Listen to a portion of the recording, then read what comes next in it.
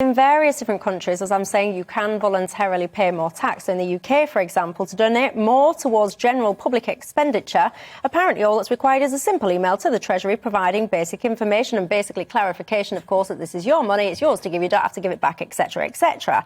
Which sounds wonderful, doesn't it? So here's the thing. The accounts of the Debt Management Office for the year ended the 31st of March 2020 showed that this type of tax that they'd received totals the massive sum of £48,957. So all these people that are so desperate to pay more money, Kevin, what are they doing? I mean, I suspect there's a little bit of wokeism from the actual statement.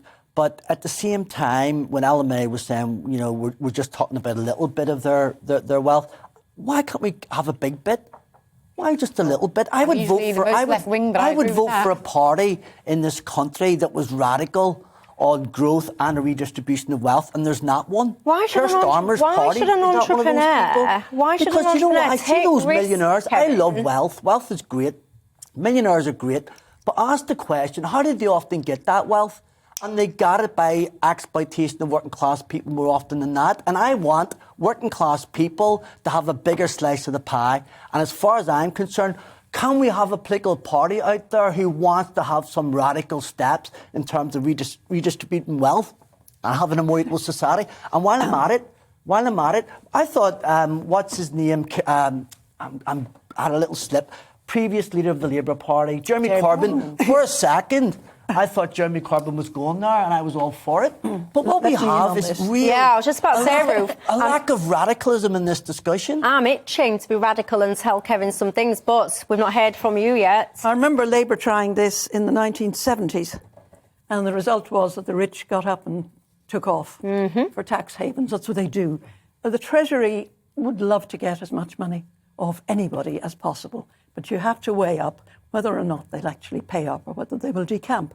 You have to weigh up the importance of having this country seen as a good place to make money and prosper, which actually feeds into the economy. You have to... Corbyn would have just impoverished the country in 10 minutes. Very easy thing to do. They'd be off. Hang on. You tell him. One of the things that what you find with the rich, very true in America, they like to donate. They like philanthropy. It's very good what they have been actually doing with billionaires of getting them to sign up to give away large amounts of money in philanthropy.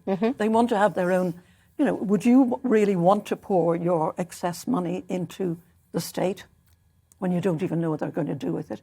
No, let them keep doing what they're doing. The concert halls, the schools, an enormous number of donations to the universities. Look, Oxford and Cambridge are groaning with money presented by rich people.